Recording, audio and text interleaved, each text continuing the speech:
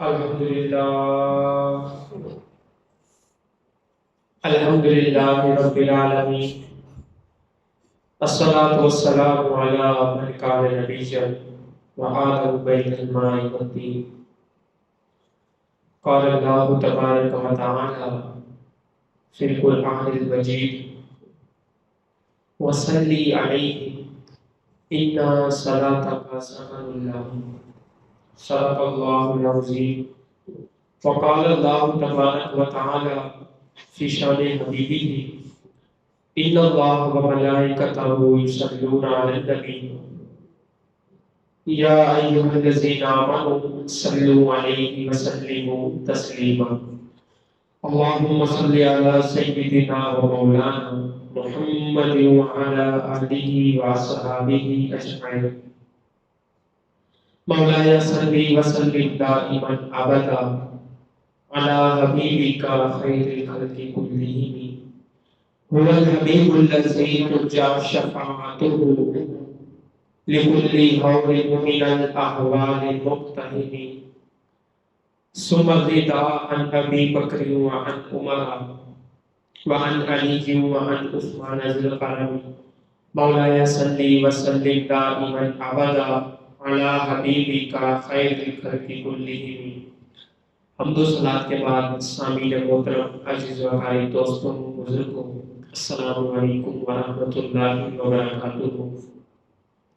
ربیع الاول شریف کا دوسرا جمعہ المبارک ہے اور ہم بڑے خوش نصیب ہیں کہ اللہ تعالیٰ نے ہمیں ایک دفعہ پھر اپنی مسجد میں آنے کا شرف بخشا۔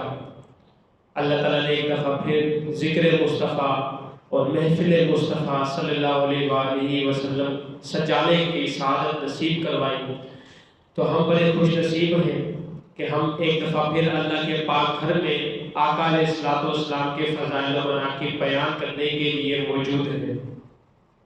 یاد رکھیں، آقا علیہ السلام اس دنیا میں تشریف لائے تو آقا علیہ السلام کی سیرت مبارکہ وہ ہر چیز پر جامع تھی، یعنی ہر چیز کا بیان آپ کو سیرت مبارکہ پر ملے گا۔ پچھلے جمعہ المبارک میں نے آپ کے سامنے آقا علیہ السلام کی سخاوت بیان کی تھی اور یہ بتایا تھا کہ آقا علیہ السلام ایک دینار بھی اپنے پاس نہیں رکھتے تھے۔ کرنسی کا، عرب کی کرنسی کا، یوں سمجھیں جیسے ہمارا روپیہ ہوتا ہے، ایسے عرب کی کرنسی کا دینار اور درہم ہوتا ہے۔ تو آقا علیہ السلام ایک دینار اپنے پاس نہیں رکھتے تھے، فوراً نماز سے سلام پھیرنے کے بعد گھر تشریف لے جاتے اور دینار صدقہ کرتے۔ صحابہ پوچھتے حضور وجہ کیا تھی؟ فرماتے کہ مجھے سکون نہیں ملتا جب تک ایک دینار میرے پاس موجود ہو۔ تو آج کا موضوع یہ بھی سیرت رسول کا موضوع ہے، اور آج کا موضوع آقا علیہ السلام کا بہترین موضوع ہے اور معجزات رسول میں منفرد باب ہے۔ وہ کیا کہ آقا علیہ السلام دعائیں مانگا کرتے تھے۔ کیا؟ آقا علیہ السلام دعائیں مانگا کرتے تھے۔ آج المیہ کیا ہو چکا ہے؟ المیہ یہ ہے کہ ہم دعا نہیں مانگتے، ہم جو ہے اپنے رب ذوالجلال سے تعلق کو کمزور کر چکے ہیں۔ ہم یہ سمجھتے ہیں کہ ہمیں دعا مانگنے کی کوئی ضرورت نہیں ہے۔ حقیقتاً آپ کے میرے نبی نے کیا ارشاد فرمایا؟ الدعاء مخل العبادت۔ ہر چیز کا ایک فن ہوتا ہے، خوبصورتی ہوتی ہے، ہر چیز اپنی جگہ پر پڑی ہوئی رکھی ہوئی اچھی لگتی ہے۔ تو اللہ تعالیٰ کے حبیب نے ارشاد فرمایا الدعاء مخل العبادت، دعا جو ہے وہ عبادت کا مغز ہے۔ دعا عبادت کا مغز ہے۔ آپ یوں سمجھیں کہ پورا دن مزدوری کرتا رہے، پورا دن وہ خون پسینہ ایک کرتے، ساری محنت ایک کرتے، ساری طرف جو ہے وہ اپنا خون پسینہ بہاتا رہے اور جاتے وقت مزدوری بھی نہ لے کے جائے، تو یہ افسوس کی بات ہے۔ نہایت تف ہے اس مزدور پر، ایسے شخص پر جو سارا دن اجرت تو کرتا رہے، سارا دن جو ہے مزدوری تو کرتا رہے، سارا دن اپنی محنت کو ایک طرف لگاتا تو رہے، لیکن جاتے وقت اپنی مزدوری نہ لے کر جائے یا مزدوری لینے سے انکار کر دے، تو ایسا مزدور جو ہے وہ نہایت گھاٹے کا سودا کرتا ہے۔ تو ہم رب ذوالجلال کی بارگاہ میں جو عبادت کرتے ہیں، ہم رب ذوالجلال کی بارگاہ میں اپنے ماتھے کو ٹیکتے ہیں، ہم جو ہے نمازیں ادا کرتے ہیں، جمعہ المبارک ادا کرتے ہیں، اور دعا نہ مانگے تو یوں سمجھے گھاٹے کا سودا ہے، یوں سمجھے گھاٹے کا سودا ہے۔ مزدور اگر اپنے اجرت نہ مانگے تو گھاٹے کا سودا ہے۔ اور دینے والا بھی ناراض نہیں ہوتا. اس کو تو فائدہ ہے کہ مزدور مجھ سے پیسے نہیں مانگ رہا، میرے پیسے بچ رہے ہیں. لیکن رب ذوالجلال سے دعا نہ مانگنے سے حدیث مبارکہ کا مفہوم ہے اللہ تعالیٰ ناراض ہوتا ہے. اللہ تعالیٰ تو چاہتا یہ ہے کہ میرا بندہ مجھ سے مانگے، اور میرا بندہ جب مجھ سے مانگے تو میں اس کی دعا نکلنے سے پہلے قبول کروں. رب ذوالجلال قرآن مجید میں کیا ارشاد فرماتا ہے؟ ادعونی استجب لکم، تم مجھ سے مانگو میں قبول کروں گا. تم مانگ کے دیکھ تو صحیح ہے بندہ مومن، ہم قبول کریں گے. ہم نے کیا سمجھ رکھا ہے کہ دعا مانگنے کی ضرورت نہیں. حقیقتاً وہ ذات مبارکہ بھی دعا مانگا کرتی تھی جس کے لیے یہ دنیا بنائی گئی. اور اگر وہ دعا نہ بھی مانگتے، صرف تعلیم امت کے لیے، اپنی امت کو بتانے کے لیے کہ میرے جیسا بندہ شخص بھی اللہ تعالیٰ کا محبوب ہونے کے باوجود دعا سے مستغنی نہیں، ان کو بھی دعا کی ضرورت تھی. تو ہم کس حصے میں آتے ہیں جب اتنے بڑے مقصود کائنات، ہر بندہ جو جتنا بھی عزت دار کیوں نہ ہو، جتنا بھی وہ ہے وہ مال و دولت والا اور شوکت والا کیوں نہ ہو، ہمارے نبی کے مرتبے تک نہیں پہنچ سکتا. جب ہمارے نبی دعا مانگا کرتے تھے تو ہمیں تو بدرجہ اولا دعاؤں کی ضرورت ہے. ہمارے نبی معصوم تھے، ہمارے نبی جو ہے وہ تمام نبیوں کے امام ہیں. ہمارے نبی وہ ہیں جن کی وجہ سے قیامت کا جو ہے حساب و کتاب شروع ہوگا.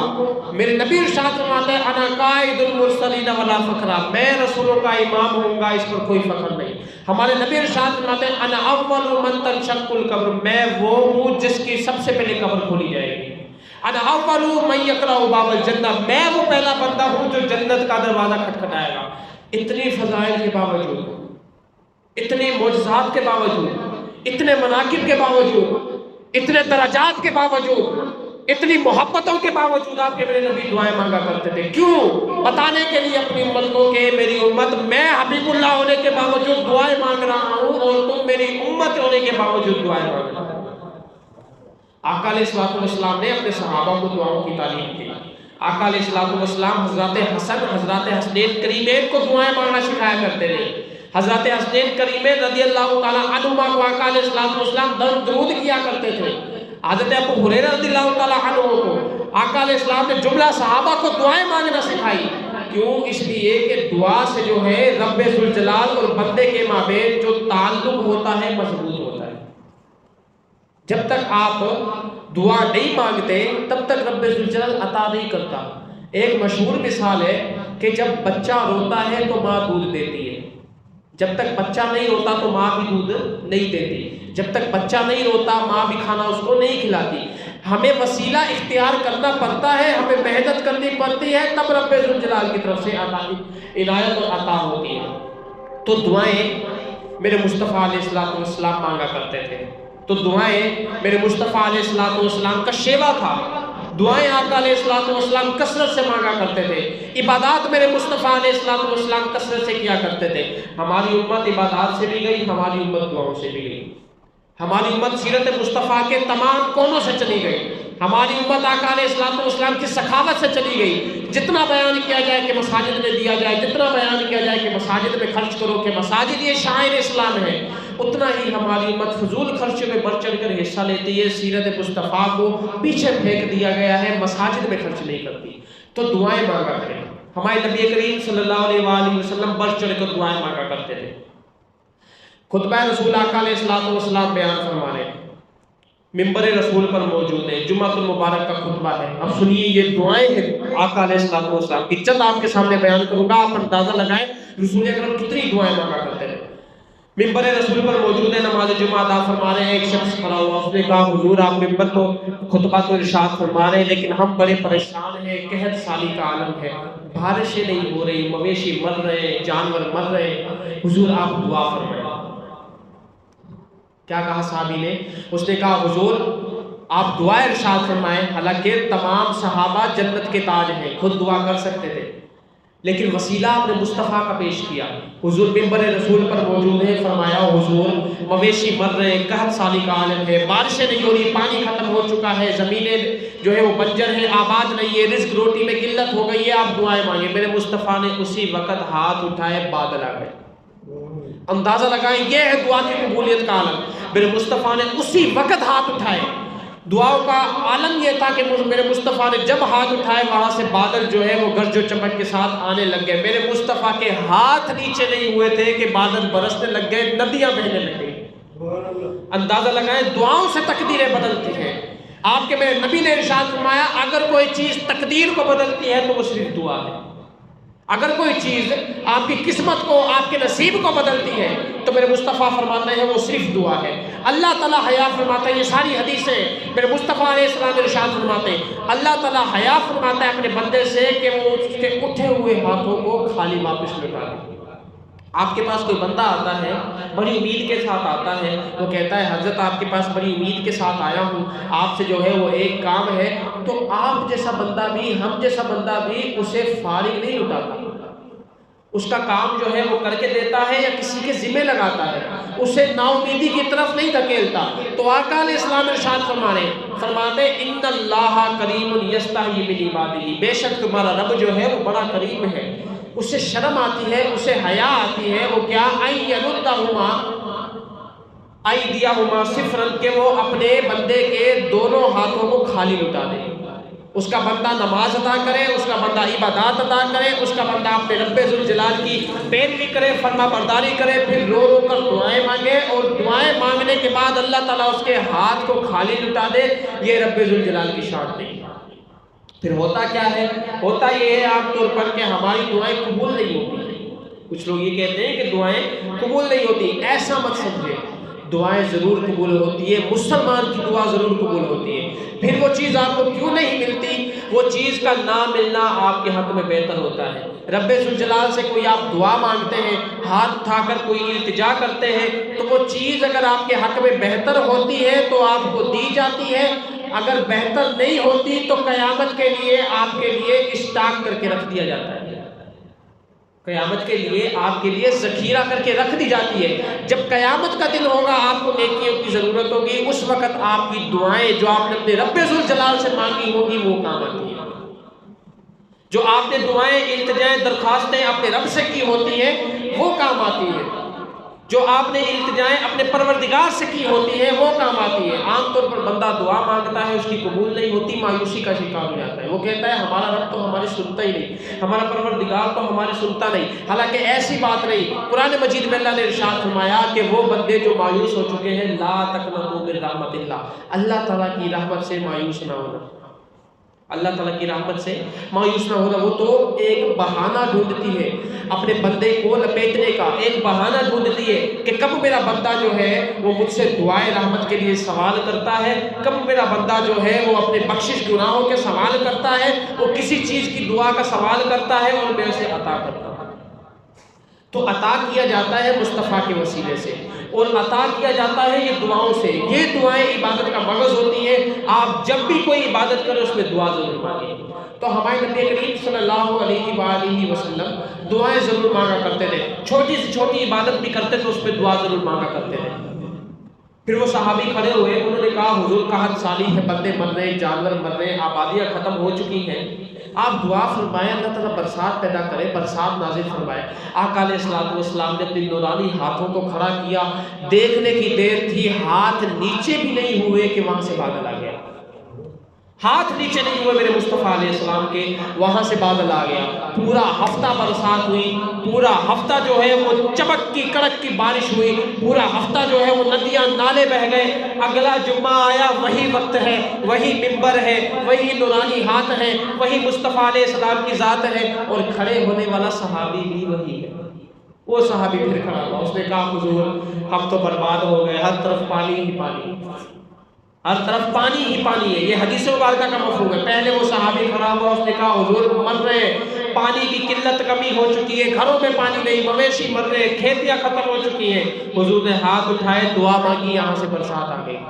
تو پتہ چلا مشکلات میں بھی دعائیں مانگنی چاہیے. حالانکہ آقا علیہ السلام یہ فرما دیتے ہیں اے میرے غلاموں تم ٹھہر جاؤ ابھی برسات آ رہی ہے. حضور نے جیسے چاند کے 2 ٹکڑے کیے ایسے اشارہ کرتے بادل آ سکتے تھے، لیکن تعلیم امت کے لیے فرمایا کہ تعلیم امت یہ ہے مشکلات میں دعائیں مانگنی چاہیے. میرے مصطفیٰ نے ہاتھ اٹھایا، یہاں سے بادل آ گیا، بادل آیا، خوب برسا، پانی پانی کر دیا، ہر طرف پانی، لوگوں کے گھروں میں پانی، لوگوں کے کھیتوں میں پانی، لوگوں کے مویشیوں میں پانی، ہر طرف پانی. اگلا جمعہ آیا، وہ صحابی کھڑے ہوئے، انہوں نے کہا حضور ہر طرف پانی پانی ہو چکا ہے، اب تو فصلیں تباہ ہو رہی ہے، اب دعا کریں کہ اللہ تعالیٰ اسے وہاں لے جائے جہاں اس کی ضرورت ہے، اللہ اسے وہاں لے جائے جہاں اس کی ضرورت ہے. میرے مصطفیٰ نے پھر دعا مانگی.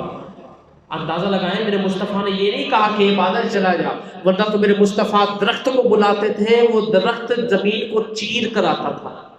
یہ بھی حدیث ہے، میرے مصطفیٰ درخت کو بلاتے تھے، وہ درخت زمین کو چیر کر آتا تھا.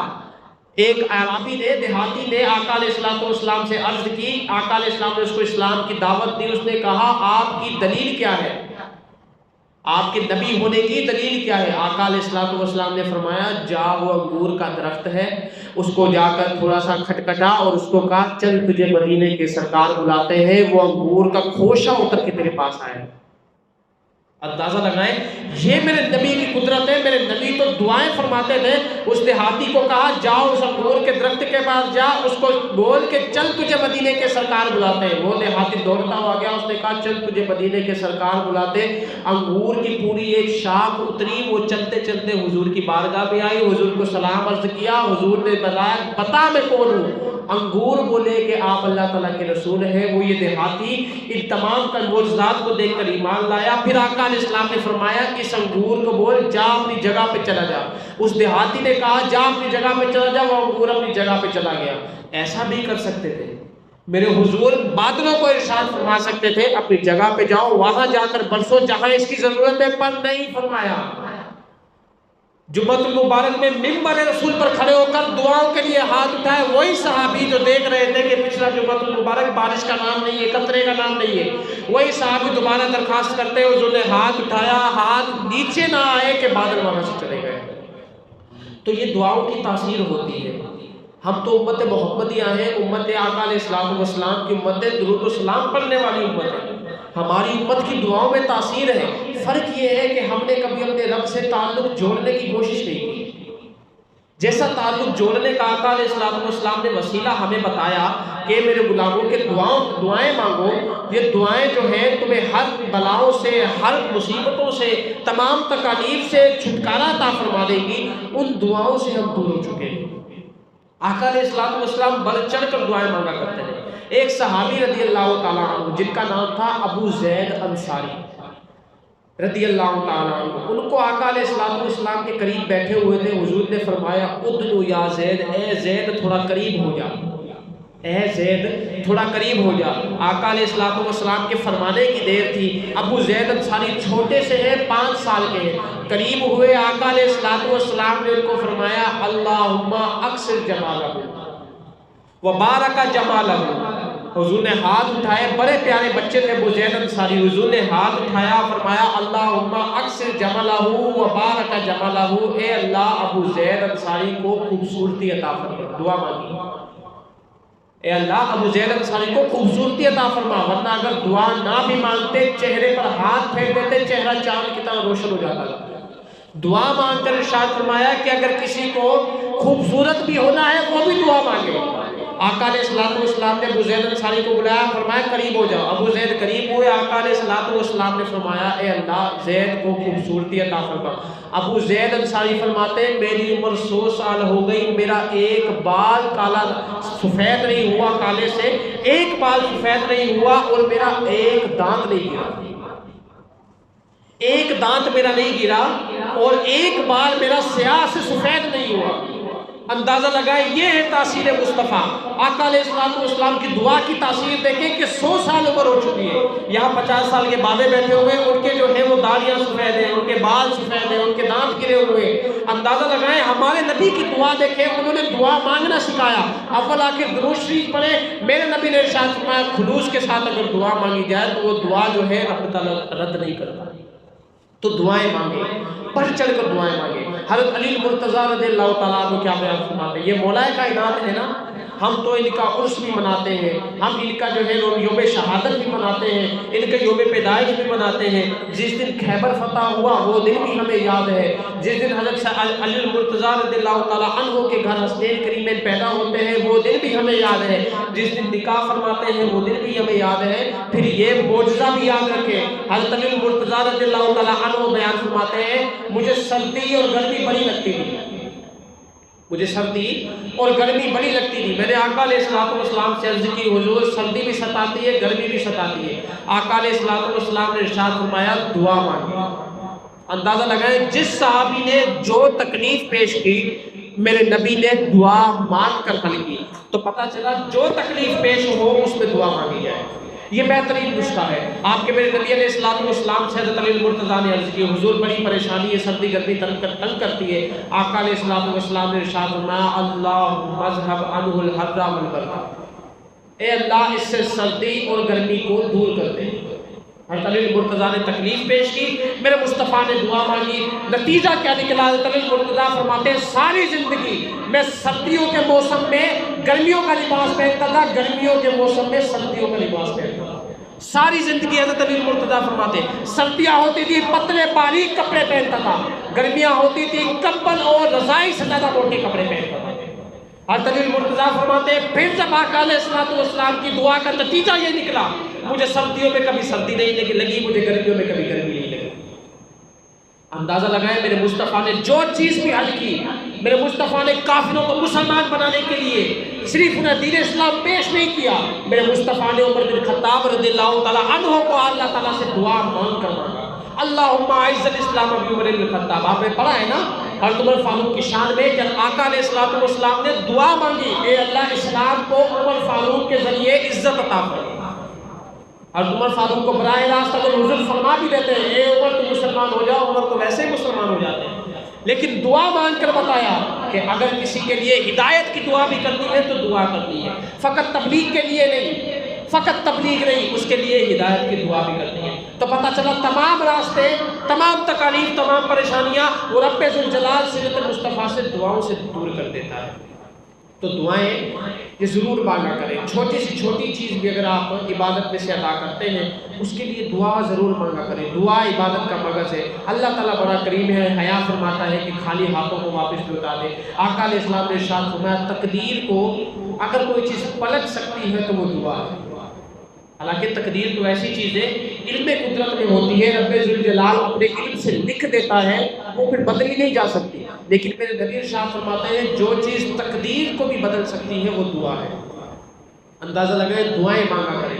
آج المیہ کیا ہو چکا ہے کہ جمعۃ المبارک کے میں سلام پھیرتا جاتا ہوں، لوگ ذکر و اذکار بھی نہیں کرتے، ایسے ہی چلے جاتے ہیں، دعا نہیں مانگتے، چار یہ سنتیں نہیں پڑھتے بعد کی جمعۃ المبارک کی وہ بھی نہیں پڑھتے، مکمل نماز نہیں پڑھتے، ایسے چلے جاتے۔ خدارا ایسے نہ کیجیے، دعائیں مانگا کریں، جامع دعائیں مانگا کریں، اپنے لیے دعائیں مانگا کریں، اپنے گھر بار کے لیے دعائیں مانگا کریں۔ میرے نبی علیہ السلام نے ارشاد فرمایا جب کوئی بندہ کسی دوسرے کے لیے دعائیں مانگتا ہے اس کے سر پر فرشتہ کھڑا ہوتا ہے، اس کے سر پر فرشتہ کھڑا ہوتا ہے، جو وہ دعائیں مانگتا ہے فرشتہ آمین بھی کہتا ہے اور ساتھ میں یہ بھی کہتا ہے یہ چیز تجھے بھی حاصل ہو۔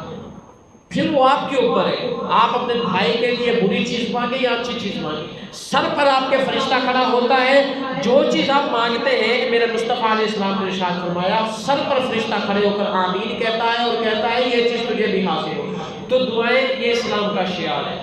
دعائیں ہمارے انبیاء علیہ السلام نے مانگی، دعائیں میرے مصطفیٰ علیہ السلام نے مانگی، دعائیں ہمارے صحابہ کرام نے مانگی، دعائیں جو ہے وہ صدیق اکبر نے مانگی۔ جب جنگ کا وقت ہوتا تھا دعاؤں کے ذریعے جنگ میں اللہ تعالیٰ کے ذریعے مدد مانگی جاتی تھی۔ جنگ بدر کا واقعہ ہے، آقا علیہ السلام 313 صحابی لے کر گئے، سننے کی بات ہے آپ سب کو پتا ہے 313 صحابی لے کر گئے، 7 تلواریں ہیں، 2 اونٹ ہیں، کچھ گھوڑے ہیں، اس میں آقا علیہ السلام نے جنگ شروع ہونے سے پہلے جو کام کیا وہ آپ کو پتا ہونا چاہیے، وہ دعا تھی جنگ شروع ہونے سے پہلے۔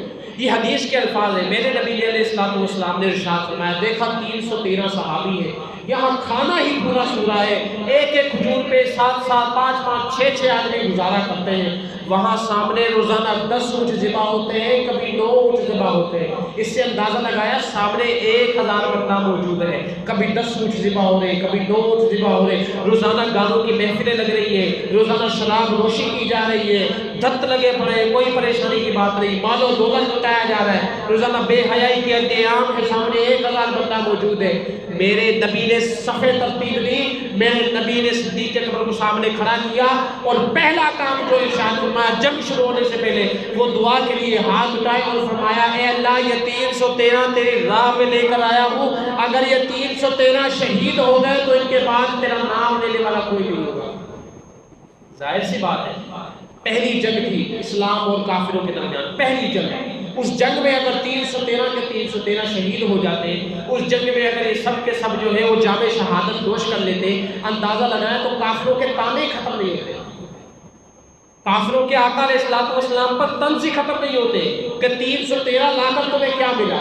تو آقا علیہ السلام نے جنگ شروع ہونے سے پہلے، ہاتھ اٹھانے سے پہلے، تلوار میان سے نکالنے سے پہلے، گھوڑے پر سوار ہونے سے پہلے میرے نبی نے جو کام ارشاد فرمایا وہ دعا کی۔ اتنا گر گرایا صدیق اکبر فرماتے آقا علیہ السلام کی چادر آپ کے کندھے سے گر گئی، آقا علیہ السلام کی چادر مبارک آپ کے کندھے پر تھی، وہ آپ کے کندھے مبارک سے چادر گر گئی۔ حضرت صدیق اکبر نے دیکھا حضور اتنے پریشان ہیں، اتنا گر گرا رہے، حضرت صدیق اکبر نے تسلی دی حضور آپ کا رب آپ کو کبھی بھی رسوا نہیں کرے گا، آپ کا رب آپ کو جو ہے ہمیشہ آپ کی مدد فرمائے گا۔ پھر دنیا نے دیکھا حضور علیہ السلام نے دعائیں مانگی، پھر 5000 فرشتے نازل ہوئے، فرشتے ایسے نازل نہیں ہوئے، پھر 5000 فرشتے نازل ہوئے۔ پتہ چلا کہ پہلے میدان میں جایا جاتا ہے، پہلے میدان میں خلوص کے ساتھ قدم بڑھایا جاتا ہے، پھر آگے جا کر دعائیں مانگی جاتی ہیں، پھر رب ذوالجلال کی مدد شامل حال ہوتی ہے۔ ایسے نہیں ہوتا۔ آقا علیہ السلام سے کسی نے کہا حضور میں نے نماز پڑھنی ہے، یہ میری سواری ہے۔ توکل بڑی چیز ہوتی ہے رب ذوالجلال پر، دعائیں رکھ کر اللہ تعالیٰ پر بھروسہ کرنا یہ بہت بڑی چیز ہوتی ہے، یہ انبیاء علیہ السلام کا خاصہ ہے۔ ایک شخص آیا، اس نے کہا آقا علیہ السلام سے حضور میں نے نماز پڑھنی ہے، اندازہ لگائے مثال چھوٹی سی ہے، بات پتے کی ہے۔ آقا علیہ السلام کی بارگاہ میں شخص آیا، اس نے کہا حضور نماز پڑھنی ہے، یہ سواری ہے، اس کو باندھوں پھر نماز پڑھوں، دعا مانگوں، اس کو پہلے باندھوں پھر دعا مانگ کے نماز پڑھوں تاکہ کہیں جائے نہ، یا اس کو ایسے ہی کھلا چھوڑ دوں اور دعا مانگوں۔ دعا کیا مانگنی تھی؟ یا اللہ میں نماز پڑھ گیا ہوں، میری سواری کہیں نہ جائے۔ ظاہر سی بات ہے یہی پریشانی تھی نا، سواری کہیں نہ جائے تاکہ واپس آؤں تو سواری مجھے یہی موجود رہے۔ وہ شخص آیا، اس نے کہا حضور یہ سواری ہے، اس کو باندھوں پھر دعا مانگوں، یا دعا مانگوں اور باندھوں نہیں؟ آقا علیہ السلام نے فرمایا نہیں، پہلے اس کو باندھ پھر دعا مانگو۔ تو پتہ چلا وسیلے اور اسباب بھی کوئی بری چیز نہیں ہے۔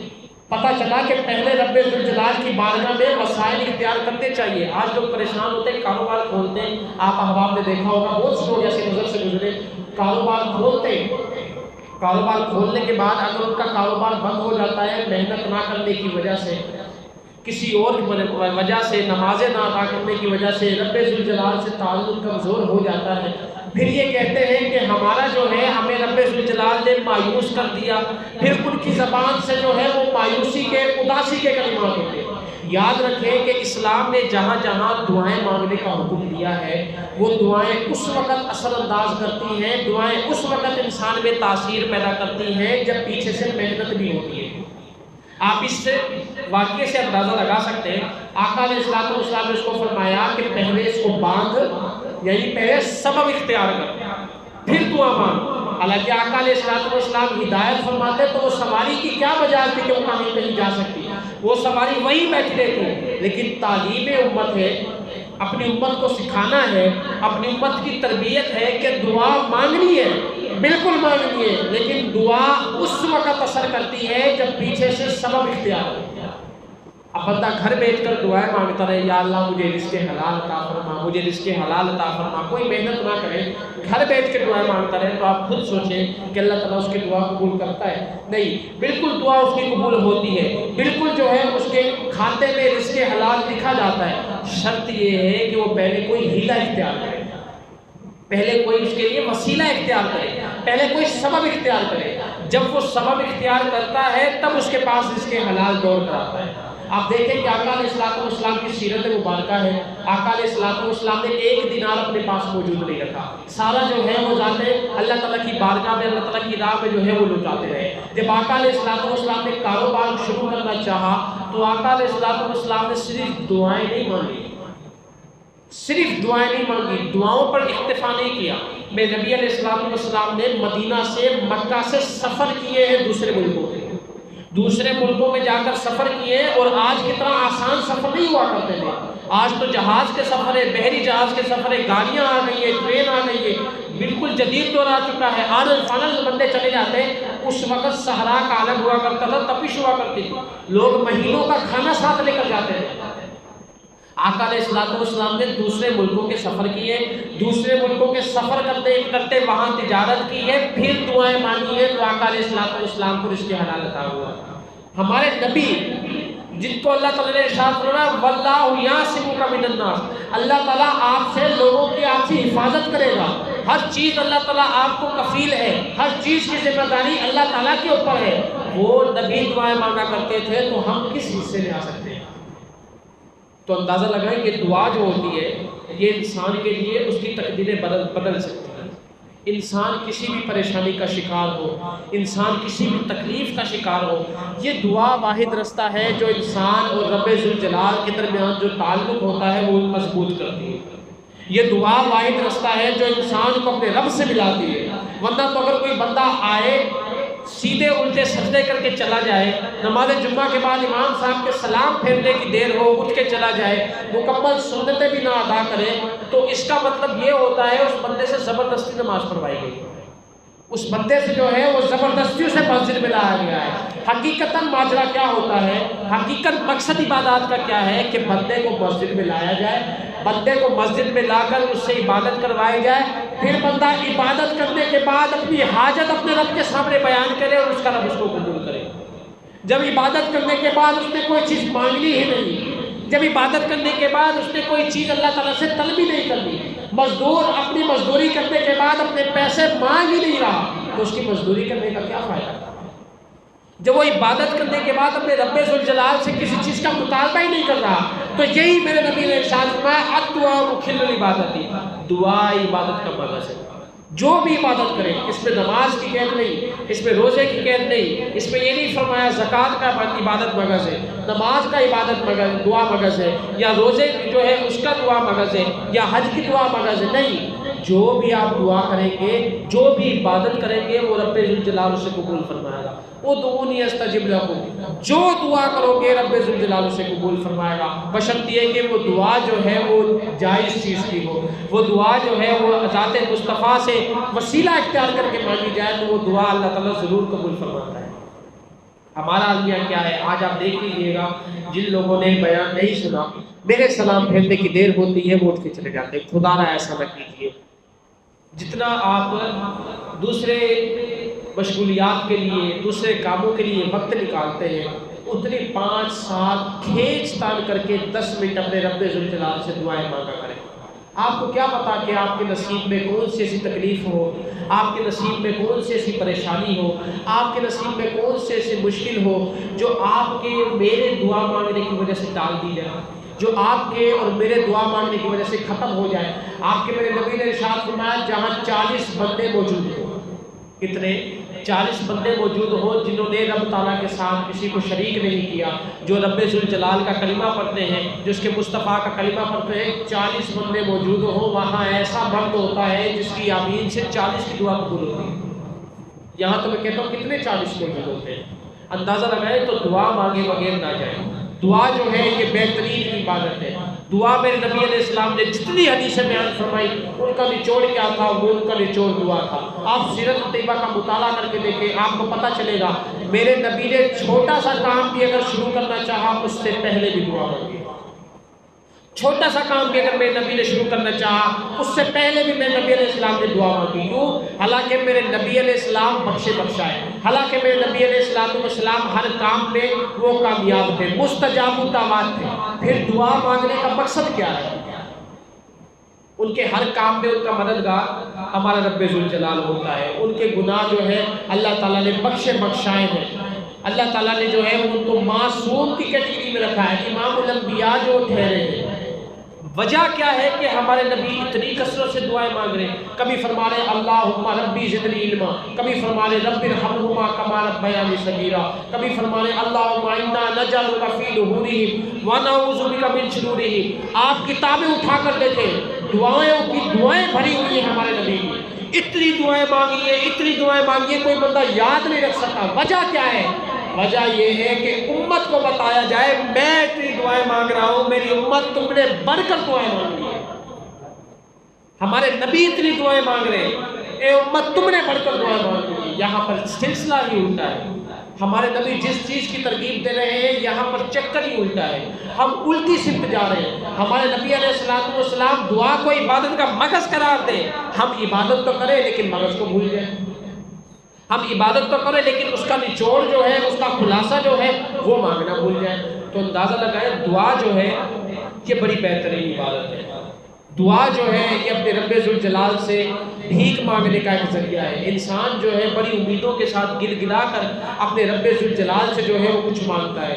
آقا علیہ السلام سے صحابہ کرام نے پوچھا حضور دعائیں تو مانگتے ہیں لیکن کون سی دعا ہے جو قبول ہوتی ہے؟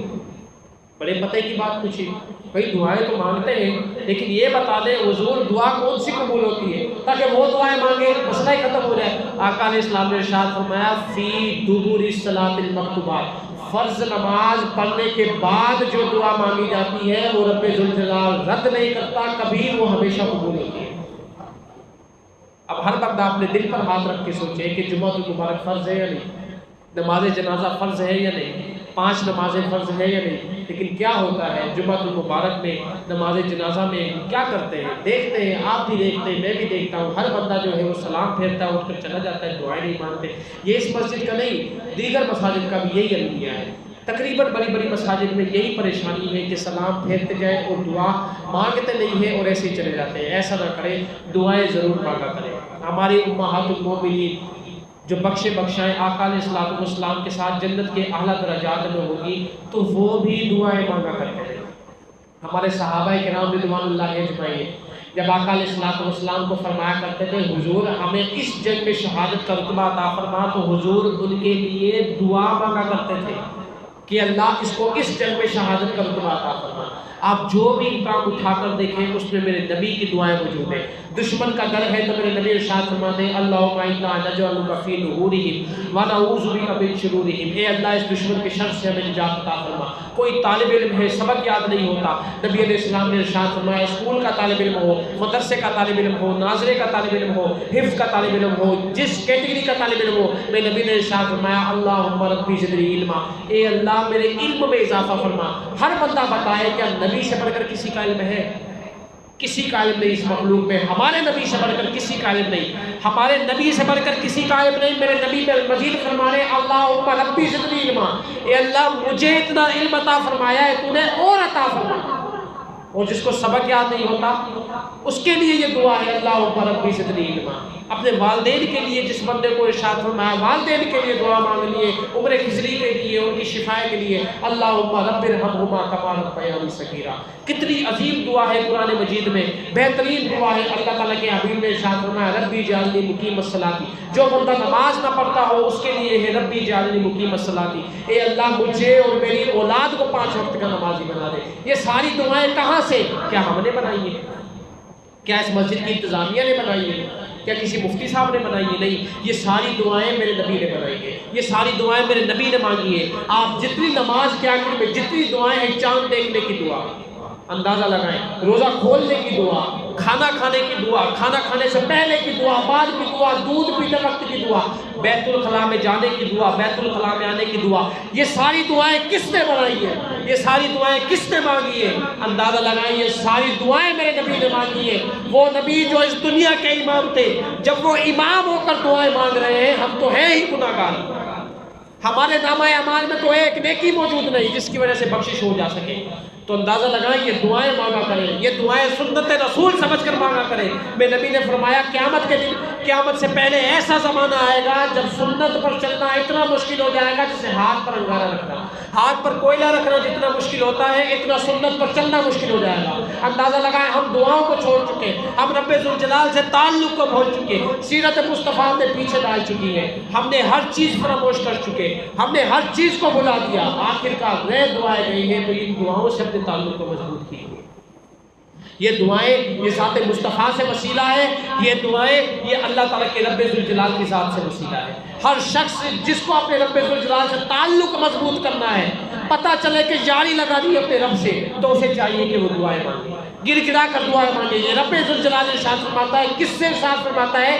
بیان کرنے والی زبان میرے مصطفیٰ کی ہے، کسی عام شخص کی نہیں۔ میرا رب ارشاد فرماتا ہے، اے میرے مصطفیٰ آپ اپنی زبان سے ارشاد فرما دو، جو بندہ مجھ سے دعائیں نہیں مانگتا میں اس سے ناراض ہو جاتا ہوں، جو بندہ مجھ سے دعائیں نہیں مانگتا میں اس سے ناراض ہو جاتا ہوں۔ اندازہ لگائیں کس کس ذات کی آپ ناراضگی بول لیں گے۔ جب رب ہی آپ سے ناراض ہو جائے تو مخلوق آپ کو کوئی فائدہ نہیں پہنچا سکتی۔ جب رب ہی آپ سے ناراض ہو جائے تو مخلوق سے کسی فائدے کی امید مت رکھیے گا۔ اللہ تعالیٰ سے دعا ہے کہ اللہ تعالیٰ ہمیں نماز 5 گانا صحیح معنوں میں ادا کرنے کی، اس کے بعد گر گرا کر دعائیں مانگنے کی توفیق عطا فرمائے۔ بالخصوص یہ 40 احباب تو یہی موجود ہیں، ان 40 احباب کو جمعۃ المبارک کے بعد دعائیں مانگنے کی توفیق عطا فرمائے۔ وما علینا الا البلاغ المبین۔ اور اختتام سے پہلے ایک اعلان سماعت فرما لیں۔ آج بعد نماز عشاء یہ ایوب پیٹرول پمپ پر عظیم محفل میلاد شریف کا انعقاد کیا گیا ہے، جس میں خصوصی کتاب عالم نبیل حضرت علامہ غلام رسول جلوانی صاحب ارشاد فرمائیں گے۔ آپ تمام احباب کو شرکت کی دعوت دی جاتی ہے۔ وما علینا الا البلاغ المبین۔